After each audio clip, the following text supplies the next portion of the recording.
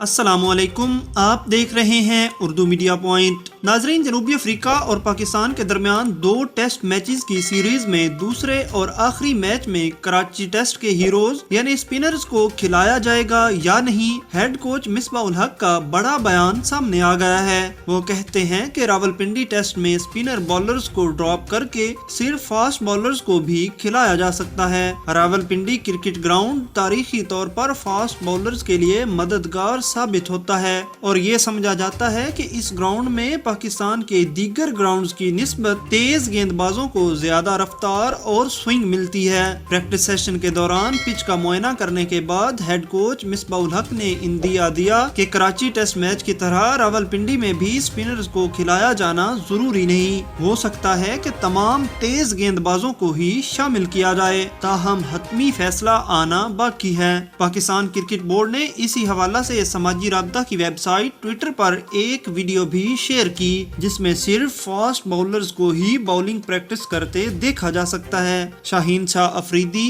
حسن علی، فہیم اشرف، تابش خان اور حارث رؤوف پریکٹس کرتے نظر آ رہے ہیں۔ دوستو، آپ کیا کہیں گے کہ کراچی ٹیسٹ کی جیت میں اہم کردار ادا کرنے والے باؤلرز کو راولپنڈی ٹیسٹ میں کھلایا جانا چاہیے یا نہیں؟ کمنٹس باکس میں اپنی رائے ضرور دیجیے گا۔ اللہ نگہبان۔